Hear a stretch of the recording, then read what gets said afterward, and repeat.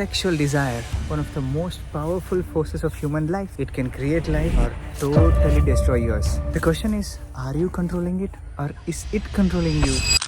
Well, science and psychology put together has come with an explanation why sexual desire happens. They say human body is designed for survival and reproduction, and the brain releases some hormones and chemicals like dopamine, oxytocin, testosterone that will just stimulate these desires in humans. Due to social media, society impacts, people are overstimulated and making their desires uncontrollable. Our body has its own memory and intelligence. If you do not know how to keep it in check or in right place, it will just drive your whole life unconsciously. Now we know why desire happens. Let's see how does it really impact one's life. Physically, it will drain your energies, weakens your focus, and increase the mental restlessness. Mentally, it will lead to guilt, addiction, and emotional instabilities. But you know something? Sexual desire or energy is not a problem. The real problem, you do not know how to handle it. Well, let's see how to take charge of them. So, food, sleep, sex and death. These are the 4 aspects of life which are compulsive. See, when you're hungry, we eat. When we're sleepy, we sleep. And when time comes to death, we die. But die gracefully and consciously. But when it comes to sex, people have over-exaggerated them. So all these 4 things are the compulsions of human body. Once you come here as a human, you cannot miss these 4 things or you cannot escape them. But depending on how consciously you conduct these activities, you differentiate yourself as human from animal nature. So when something is compulsive, it is very limited. These 4 things what I said are also the limited natures of human body. Well, you see, you met a girlfriend after a very long time and you have so much to share. But the problem is, tomorrow early morning you have a flight back home and you are talking right now. It's time for dinner. While having food, even you're talking. And once you finish dinner, you're still talking. But little after a while, you see your body starts telling, hell with your emotion. Hit me to bed, I want to sleep. At that moment, your brain will say, I wish I had no problem with the sleep. You see, sleep is one of the compulsion. You see, even sleep is also the limited nature of this body. Well, when we were 10, 12 years of age, we see people around. Yeah, they are beautiful. They're wonderful. But once we reach 18 or 20, the same person started looking different because hormones have entered your body and hijacked your intelligence. At a point or age like this, sexual thoughts or sexual desires are common. But what happens if you are a religious stuff? You tend to think it's a sin, bad karma or rubbish, whatever. Or else you tag them with, oh, it's negative, it's not good, it's bad thing to think about all these things. No. Stop being stupid. See, whosoever came to the planet as a human body, it happened because of someone's sexual activity, right?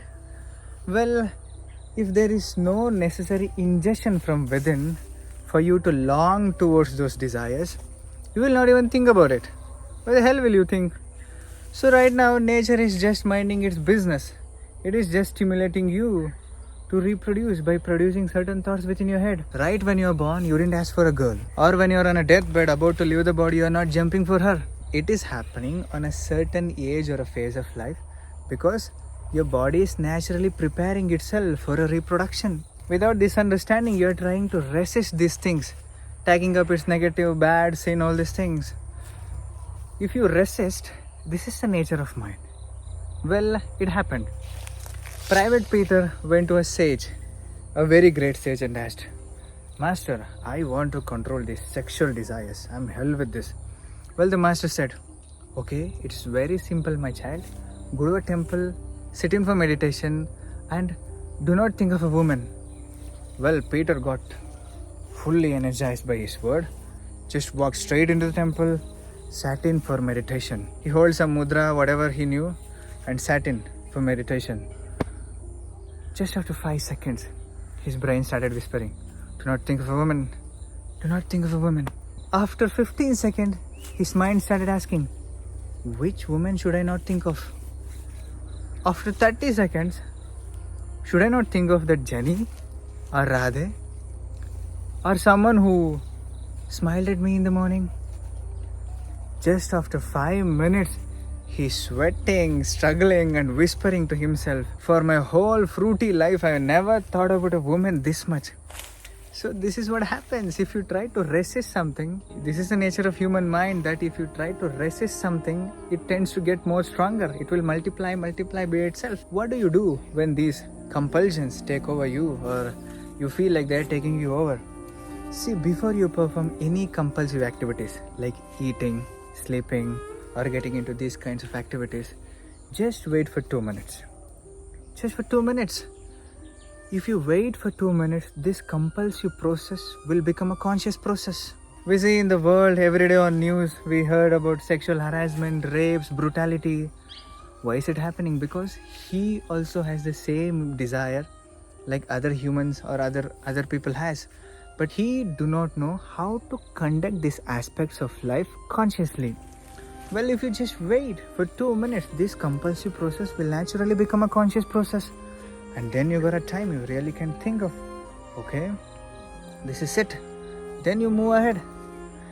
When you are conscious, you will do things in a right, proper, accurate manner. But when you are compulsive, you're not doing it. Your compulsions are doing it. Right now, that compulsive process will become a conscious process. At a heat of moment or a time, you feel I have no choice, but you have a choice.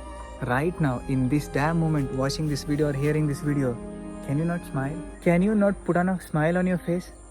Just put on a smile. Put on a smile on your face. A little bigger one than usual. See, every moment you have a choice, either to do it compulsively or to do it consciously. Drive it or get driven by it.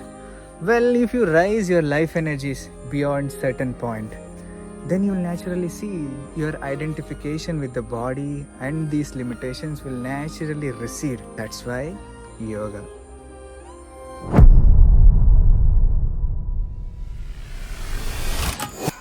Pause. Just for a moment. Ask yourself, what if everything you believed about life is a lie?